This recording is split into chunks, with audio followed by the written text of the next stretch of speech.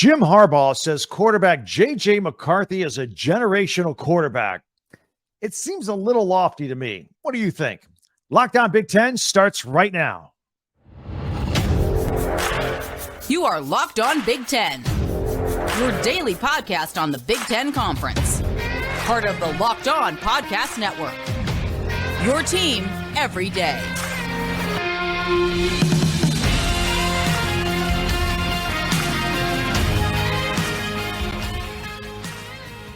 Welcome to Locked On Big Ten. I'm Craig Sheeman. Thank you for making us your first listen each and every day. We are free and available wherever you get your podcasts and on YouTube. Be part of the Locked On Podcast Network right here, your team every day. And we're brought to you by FanDuel. Make every moment more. Right now, when you bet on a Super Bowl winner, you can get a bonus bet every time that team wins during the regular season. FanDuel.com/locked on. Today's show, we're going to look at quarterback JJ McCarthy up close. Is he a once-in-a-lifetime quarterback? Plus some training camp news and a close look at the AP rankings. I have some observations I want to share with you, plus our Big Ten Network Big Ten Classics coming up this weekend. Be sure to subscribe and follow Locked On Big Ten for free wherever you get your podcast. That way you'll get the latest episode of this podcast as soon as it becomes available each and every day. We did some eavesdropping on the Michigan Wolverines training camp this week. Look, expectations there are sky high. They are number 2 in the preseason poll that we just referenced. We'll get into that in just a little bit. Number 2 in the preseason AP for the first time since 1991. Back-to-back Big Ten titles for the first time since 91-92. Look, this team thinks it can win a championship.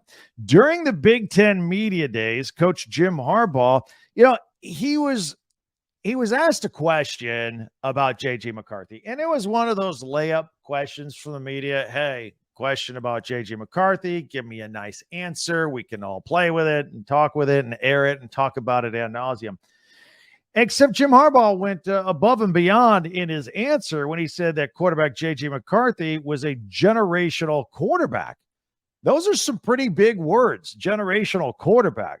I mean, look, Harbaugh is a former quarterback himself in college and in the NFL, and he's coached some major college football and in the NFL as well. So when he says somebody's a generational quarterback, you got to take him at his word, right? He knows what he's talking about.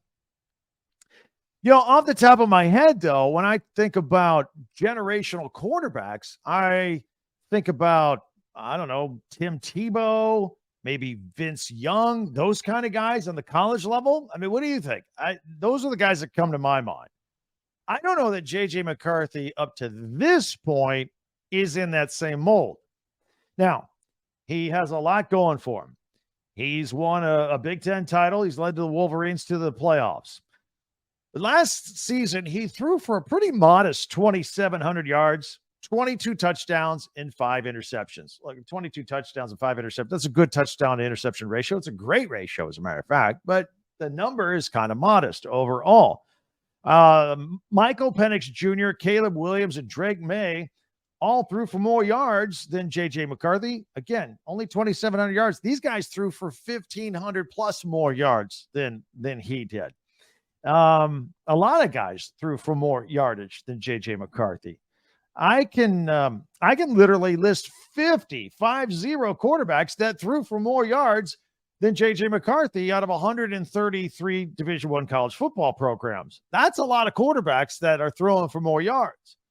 And his 22 passing touchdowns, again, it's fine. But Heisman Trophy winner Caleb Williams, he threw 42 touchdowns, 20 more. So, look, it's fine. Is it spectacular? Is it generational? Does he have to do a lot? We'll get into that.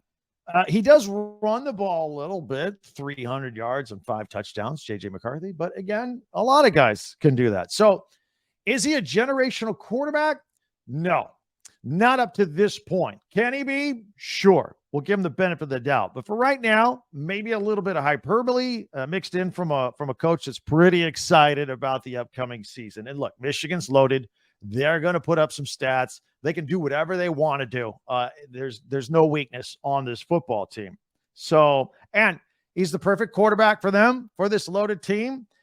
And yeah, they can run the table and they can win a national championship. So maybe at the end of the day, yeah, we'll be saying what a generational, once in a lifetime quarterback he was when we're talking about this in January. Maybe. If he does all that, Jim Harbaugh will be proven correct. Now, Harbaugh did elaborate on some of his thoughts. Again, he was asked about, yeah, he's good, but generational. So he gave an answer. Talked about how McCarthy is definitely mentally locked in, how tough he is.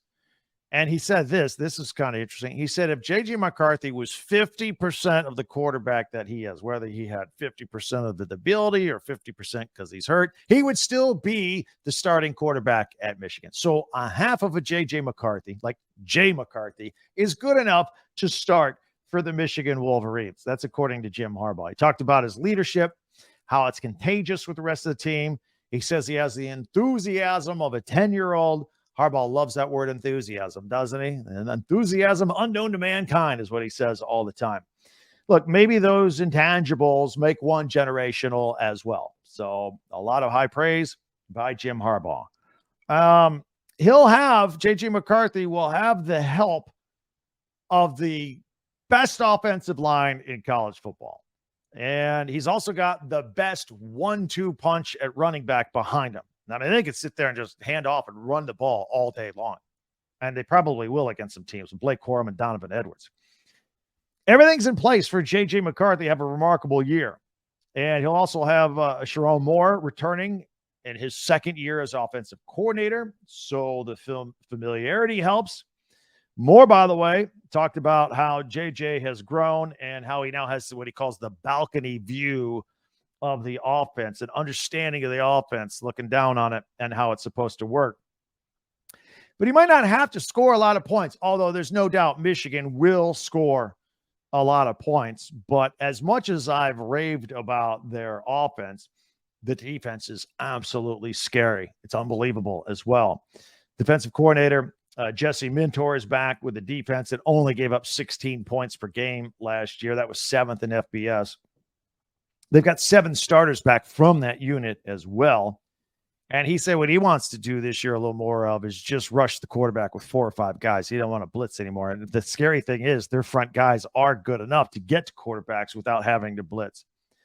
And then he said something I thought was really interesting because as the defense is practicing, they're going against this loaded offense that can do absolutely anything it wants. This is an offense that can run spread, up tempo, quick, grind it out with a run game, smash you in the mouth up the middle. They could do it all. They do it all in practice. And he says that benefits this Michigan defense going against this Michigan offense in practice every day because they're not going to face anybody better than that all year long. And it really puts them in an advantageous position. Last year's defense called themselves the no-name defense because the previous year they had lost guys like Aiden Hutchinson, the NFL and whatnot. Maybe they'll keep that up again this year. But they do have some name players. Don't let them fool you. Up front, they got Chris Jenkins. They call him like a run wall. All those guys up front, if you're going to run the ball, you're going to run into a wall and you're going to be stopped. That's the goal. In fact, safety Rod Moore, I heard him talking, and he said that the front 7 is so good that the guys in the secondary really don't have to make any tackles. They just sit back there and cover people, wide receivers zipping out. I've never heard anybody ever say that before.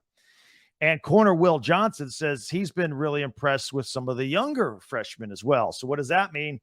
That means that they're loaded and the pipeline continues. And Michigan's going to be good for a long time. They open up the season, of course, September 2nd against East Carolina. And as you know, if you've been following the saga of Jim Harbaugh, the 4-game suspension will not take place this year. So he will be there coaching on the sidelines as they try to make it to a Big Ten championship and a national championship as well. We've said a lot here. Your comments are welcome. If you're a Michigan fan, would love to hear from you. If you're a Michigan doubter, would love to hear from you. Hit me up on Twitter at Talk Big Ten and also on the comments here on YouTube. I was looking at the new preseason AP Top 25. I'm sure many of you have seen it as well recently. I had a thought that occurred with me that I want to share with you in just a few moments. Plus, how would you feel about the Big Ten championship game being in Las Vegas? Share that and my thoughts on that with you as well as we continue right here on Locked On Big Ten. We are brought to you by FanDuel, and they've got a great deal going on. You know, football season is about to kick off, and FanDuel is giving you a chance to win all season long. Because right now, when you bet on a Super Bowl winner, you can get bonus bets every time that team wins in the regular season. So just pick any team to win the Super Bowl, and you'll get bonus bets for every victory. It's really cool. Lay it out for you if you're tinkering around thinking about this. Kansas City plus 600 right now to win the Super Bowl. That means $100 get you 600. Eagles at plus 800. The Bills, the Bengals, and the 49ers all at plus 1,000. I did notice, since we mentioned this about a week ago, that the Jets were plus 1,700. And it was because they were about to be on Hard Knocks and Aaron Rodgers and all that stuff. So I decided to mention it, plus 1,700. I see now that they've got a preseason game, which they won. Their odds have risen to plus 1,800. You get more money for them. Maybe people are looking at the offensive line and going, ooh, maybe they're not there. Aaron's going to be running the ball or running around for his life a lot, perhaps. Nevertheless, those are the odds right now. You can you can use your bonus bets on point spreads, player props, over unders, more, anything they got. They believe me, you can wager on anything. Just visit FanDuel.com/lockedon and start earning bonus bets with America's #1 sports book. That's FanDuel.com/lockedon. All right, so the Big Ten championship game. It's been in Indianapolis at Lucas Oil Field for a number of years. Seems to work out. It's in the middle of Big Ten country. It's in the middle of the country, for that matter. And it seems to work for everybody. It really does.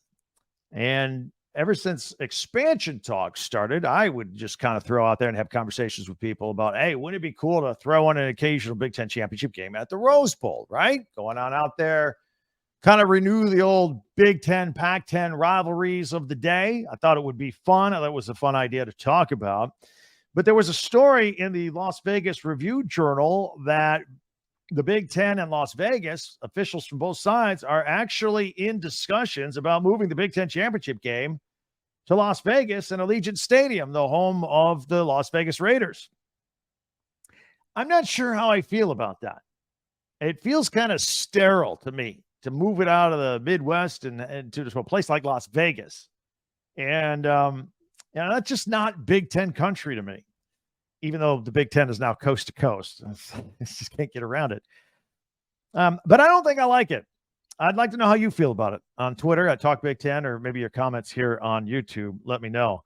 But ultimately, look, the money trail is going to prevail, right? That's the slogan. So if the money's there, they're going to do it. Get used to it. There'll be a Big Ten championship game in Las Vegas coming up soon.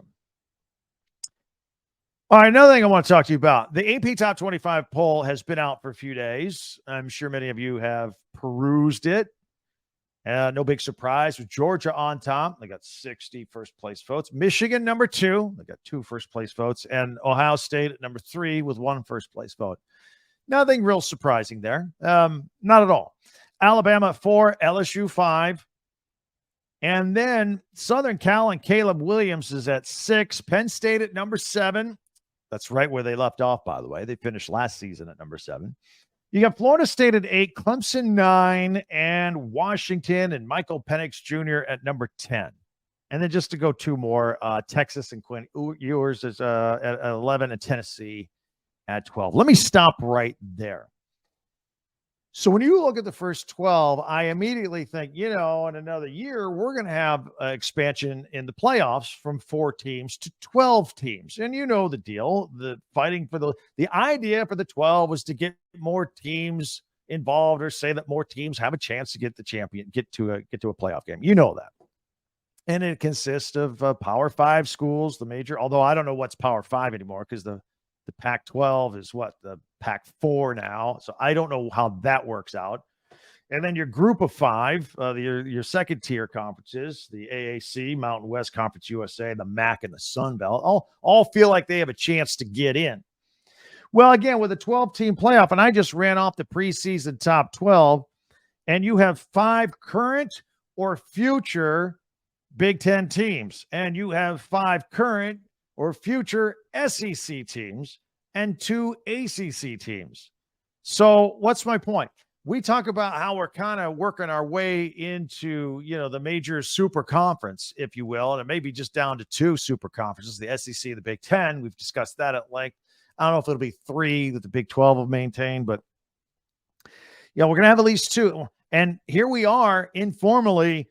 We've got 2 super conferences. I just gave you the top 12, and 10 of them are current or future SEC or Big Ten schools. They're taking up all the slots. And then you throw in a couple of ACC schools, and we don't know the future of the ACC. But you get my point. We're already subdivided into 2 major conferences, whether we have 4 teams in the playoffs or 12. It's the same thing. And by the way, guess who's at number 13? Notre Dame. And they're always part of the equation as well. Not much is, I don't see any room for the little guy. I think we're just going to have to call it what it is. We're in super conference mode already. Just to round it out, we've got Oregon, future Big Ten team. I thought I mentioned them at number 15. Wisconsin, Luke Fickell at number 19. I don't know what to make of Wisconsin. Is Luke Fickell going to get things turned around quickly because he's a really good coach and bringing in some transfers? I don't know. That's going to be an interesting to watch, but they're starting out the preseason poll at number 19. And then Iowa rounds out the top 25 with Cade McNamara and Kirk Ferentz ready to go. I think that's all fair and good. Minnesota and Illinois, others receiving votes. I think both of them could very well be in the top 25 before it's all said and done. Minnesota has won like 9 games back-to-back years. I know Illinois was an 8-win team last year. They certainly could get in the top 25. The ones that were left out, I think people are sleeping on Maryland. I really do. They're not even in here. I think when the season is over, in fact, you can mark this podcast and this date. I think at the end of the season, Maryland will be in the top 25. I think they can win 8, 9, 10 games. And I think that will be the case. And then I'll put a wild card on Nebraska. As long as we're talking about Big Ten teams, maybe Nebraska cracks in there, but I definitely think Maryland will. So those are my thoughts on the AP top 25, and would like to hear your thoughts on them as well. All right. As always, I'd like to take a moment to thank you, particularly our regular everydayers, but I want to thank you for making Locked On Big Ten an everyday listen. And coming up tomorrow, we'll have the latest on the training camps of your favorite team.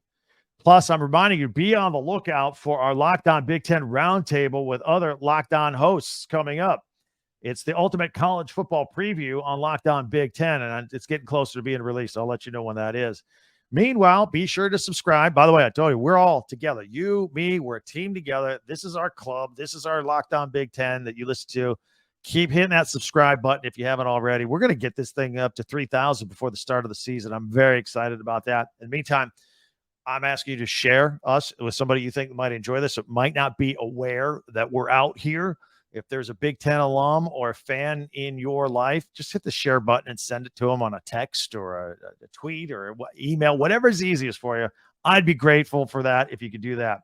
So subscribe, share, and follow and like Locked On Big Ten. Coming up, our weekly feature, we're going to take a look ahead to the weekend and the Big Ten Network's Big Ten Classics. Some of your favorites are coming up. All that here on Locked On Big Ten.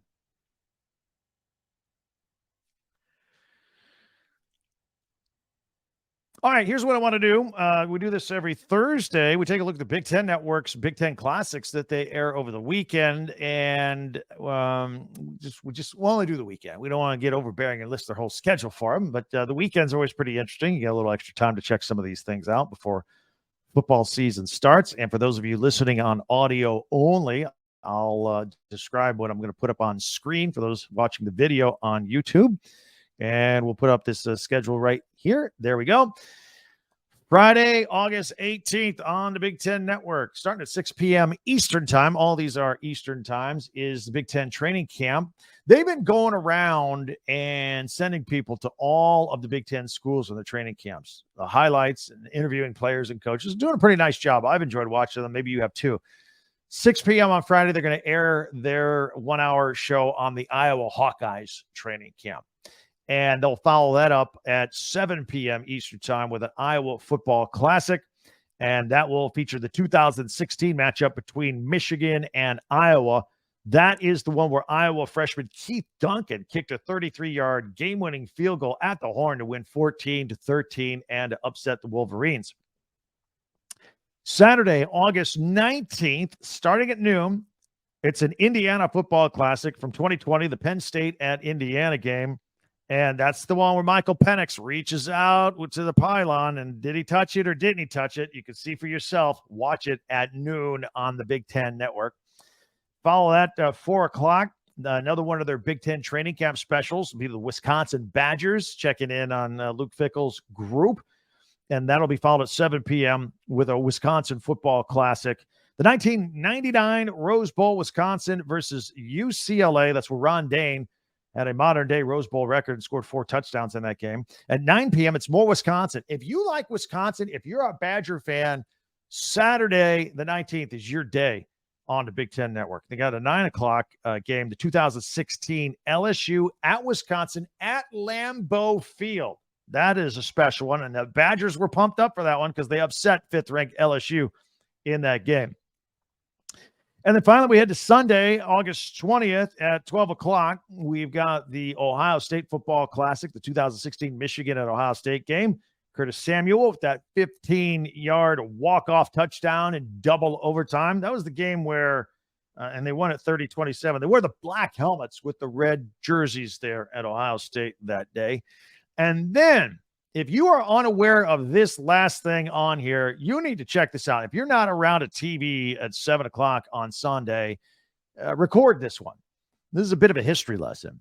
It is the Maryland Football Classic from 1984, Maryland at Miami. Now, what happened in that game? Well, Miami got out to a 31-0 lead at the half. And a guy by the name of Frank Reich, yes, that Frank Reich, scored 6 touchdowns for a 42-40 win. It was the biggest comeback in college football history at the time. And yeah, your brain's going, wait a minute, Frank Reich, comebacks? Wait a minute. Yeah. Remember when he got to the NFL, he came in for Jim Kelly and led the Bills to a 32-point comeback against the Oilers in the 1992 AFC wildcard game that we all like to talk about. So Frank Reich, part of the 2 biggest comebacks, college football and NFL football. And you can watch the college version. Most of you can remember the Bills in the NFL, but maybe you don't realize he did it in college too at Maryland. So that will definitely be worth a watch on the Big Ten Network and their Big Ten Classics coming up this weekend. All right.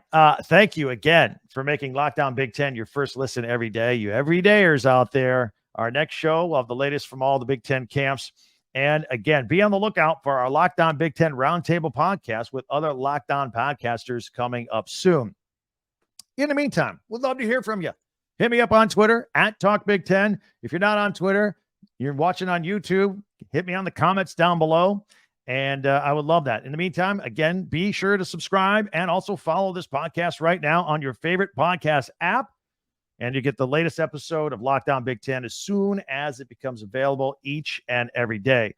Now, I'd like you to check out the Locked On Sports Today podcast for the latest on everything else going on in sports. Want you to have a great day. I thank you again for checking us out. I can't wait to talk again. I'm Craig Sheeman for Locked On Big Ten.